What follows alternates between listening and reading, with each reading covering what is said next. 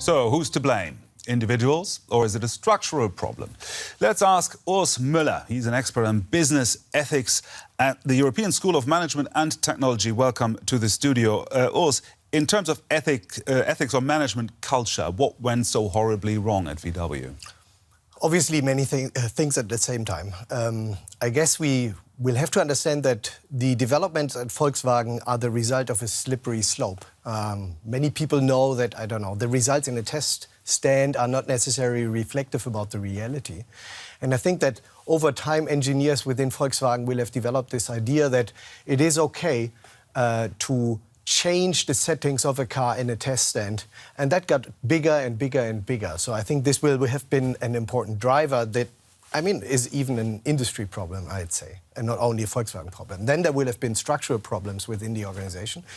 And yes, clearly, there will have been leadership and cultural issues within Volkswagen. And the question is, how do people govern an organization? Is it a command and control organization? We know that authority can lead to all kinds of unethical behavior. But there's one thing that I would like to add to the clip that you were just showing.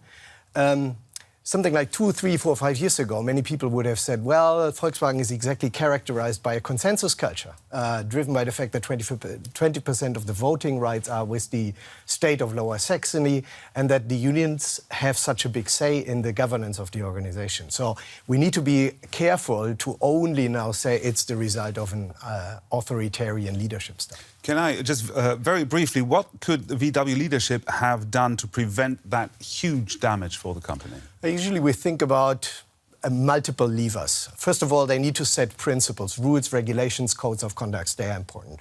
Secondly, they need to be communicated. Everybody needs to understand them. They need to be trained, etc., etc.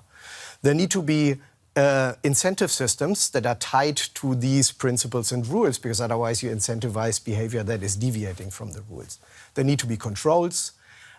If something goes wrong, there needs to be consequences for everybody that is involved. It's a question of the organization culture. And last but not least, I think very important, it needs to be around the personal leadership style of the people at the top. Very good. Many thanks for now. Stay here. We'll continue our discussion in a few minutes when we will have another really serious case of management failure at Germany's biggest lender, Deutsche Bank.